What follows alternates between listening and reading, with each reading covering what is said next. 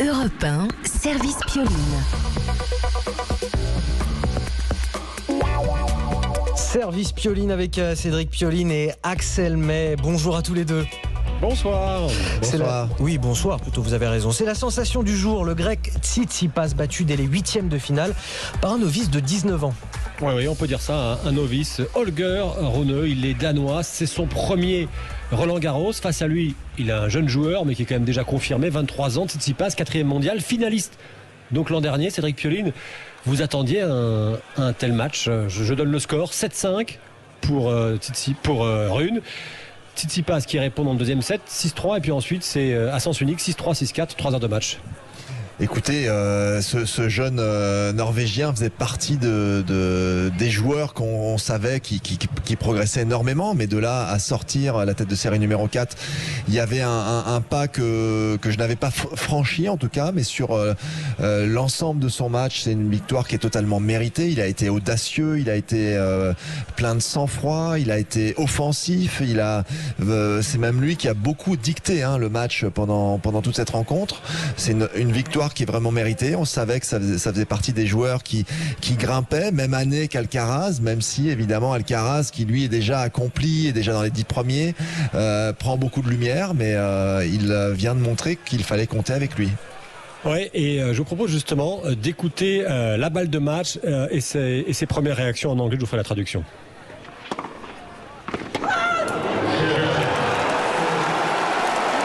Yeah, I have an unbelievable feeling right now. J'avais un sentiment énorme aujourd'hui et je ne m'attendais pas à ça, et c'est génial, le public m'a porté. Bref, il est évidemment, on l'entend, super content. Comment pourrait-il en être autrement? Je crois qu'il y a sa mère d'ailleurs qui le suit et qui était en tribune. Rune, 40e mondial, quand on est comme ça en quart de finale, il peut aller jusqu'à la finale peut-être? Écoutez, il y a pas de limite, en tout cas il faut pas s'en poser quand on est dans sa situation. 19 ans, plein de fraîcheur, plein d'audace. Je pense qu'il faut vraiment qu'il se dise que c'est possible et qu'il puisse avancer encore. Il va y avoir un quart de finale complètement nordique. Ça n'a pas dû arriver très souvent, puisqu'il joue Rune, joue Ruud.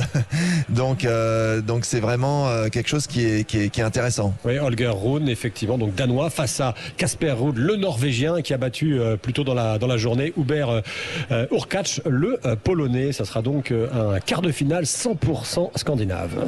Alors peut-être une autre surprise en ce moment sur le central. Oui, parce que Iga Świątek, la numéro 1 mondiale, qui ne perd quasiment pas de jeu, qui est donnée comme la grande favorite de ce Roland Garros, a été mise en difficulté par une jeune chinoise, Cédric Chasseur. Vous êtes sur le court central. Alors c'était mal parti pour Świątek. Là, il semble qu'on retrouve la numéro 1 mondiale qu'on connaît. Oui, alors avec l'aide aussi du physique un peu défaillant de la chinoise Qin Wenzheng, touchée à la cuisse depuis le milieu du deuxième set et qui a du mal dans ses déplacements.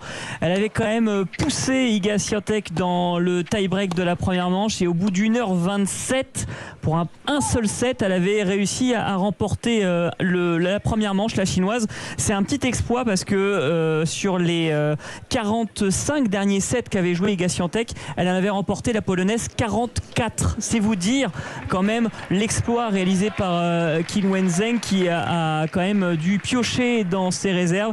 Elle est donc touchée à la cuisse, et Iga Świątek a tout de suite profité de la situation. Elle a remporté la deuxième manche 6-0 et elle a déjà fait le break 1-0 dans la deuxième manche, et elle a une balle de jeu pour mener 2-0 après 2h10 de jeu. Voilà, Qin Wenzheng, 74e mondial, 19 ans comme Rune. Alors en face, Świątek, elle est toute jeune aussi, elle a 20 ans. Là, il n'y a pas eu de surprise comme on a assisté avec le Danois, où la surprise peut encore venir, sachant que elle semble un petit peu gênée de la cuisse. Ça paraîtrait improbable parce que effectivement, comme ça vient d'être dit, il y a une blessure du côté de la chinoise. Apparemment, ce sont les adducteurs qui sifflent un petit peu. Donc Świątek en profite clairement pour imprimer son rythme, et a repris énormément de confiance. On la sentait un petit peu agacée en début de rencontre lorsqu'elle a perdu le premier set, et elle a su réagir. Axel May, Cédric Pioline, peut-être un mot sur les autres résultats du jour. Et il y a une autre surprise aussi, Sinner, le jeune Italien opposé à Rublev, le Russe. Eh bien, Sinner a abandonné sur blessure, semble-t-il. Et puis c'est la fête des Russes, hein, puisque Veronika Kudermetova a gagné et s'est qualifiée pour les quarts de finale aux dépens de Madison Keys, l'américaine, tandis que Kasatkina a battu l'italienne Giorgi. Juste un mot sur Kasatkina, 6-2, 6-2 face à Giorgi.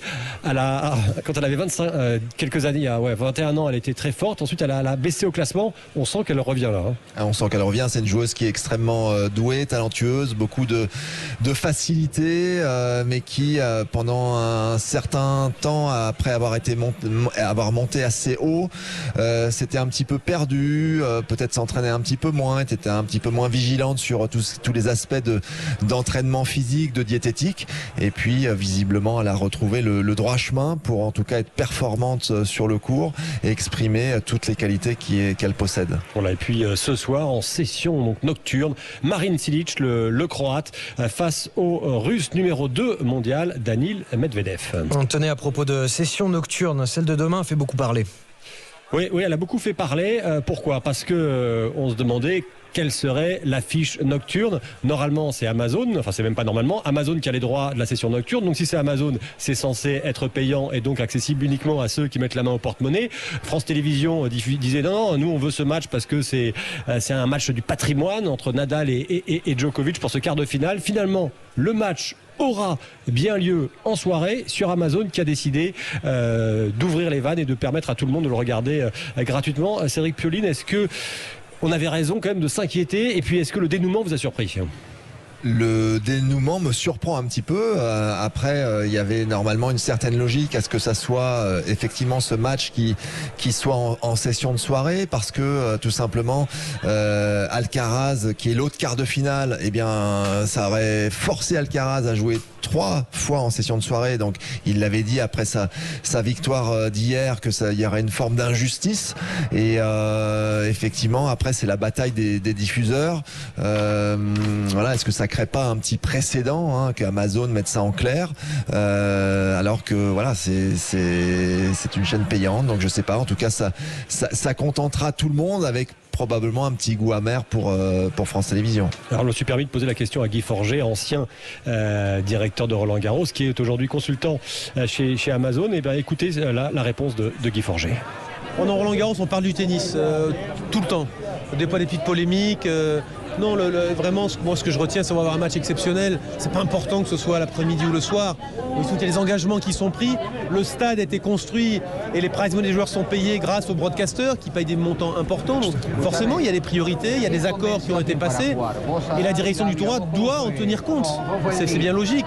Après, je pense que c'est la forme du moment qui fera que Rafa va gagner ou perdre, et Novak inversement. On va voir des beaux matchs demain et dans l'après-midi et le soir. Et c'est vraiment ça la bonne nouvelle. Voilà, donc est-ce qu'il pouvait répondre autre chose, Guy Forget ? Non, mais c'est tout à fait juste ce qu'il dit. C'est vrai qu'il y a des enjeux. La programmation, c'est probablement une des choses les plus compliquées pendant un tournoi, avec des gros noms, avec des enjeux, avec des diffuseurs. C'est hyper compliqué parce que ce qui convient à l'un ne convient pas à l'autre. Puis effectivement, comme il l'a mis et souligné très justement, c'est l'intérêt sportif qui doit primer. Donc je pense que la décision est une décision qui est juste. Et puis début, vous savez aussi de quoi demain, Anthony, d'un trophée, je vais vous le dire, qui fait son retour après 2 ans d'absence. C'est le trophée des légendes. Le principe, d'anciens joueurs s'affrontent et puis se retrouvent en finale. Et j'ai demandé à Mansour Barami, qui est, vous savez, ce moustachu qui réjouit souvent les spectateurs par ses pitreries, ce qu'il en pensait, avec qui il allait jouer, parce que ça se joue en double. Écoutez sa réponse. Moi, je joue avec Julian Benneteau. Et normalement, on joue demain contre la paire Pioline et Sébastien Grosjean. Alors, Cédric Pioline, qui est en plus le consultant d'Europe 1, c'est quoi vos pronostics ? Il est bon encore, Pioline ? Le pronostic, c'est que ça va être un match difficile, mais bon, écoutez, on va essayer. C'est surtout, il faut faire plaisir au public, c'est ça qui est le plus important. Mais bon, moi, si je peux gagner, je serai content. Si je perds, c'est pas très grave. Bon, il n'a pas répondu à la question. Hein, le défi, j'adore le défi. On va régler ça sur le court demain. Ouais, et c'est vraiment, les spectateurs viennent voir ça aussi parce que il y a Bagdatis, Ivanisevic, Piolín, il y a même le retour de Sabatini. C'est hyper populaire. C'est un rendez-vous que les gens aiment beaucoup parce que, bon, évidemment, c'est moins la compétition, mais c'est un moment de partage où c'est très interactif avec le public. On peut leur parler, on s'amuse, on passe du bon moment et eux aussi. Merci Cédric Piolín. Et puis donc je rappelle, on en reparlera dans le service Piolín demain. Cette affiche Novak Djokovic face à Rafael Nadal, ça sera un quart de finale en session de soirée demain.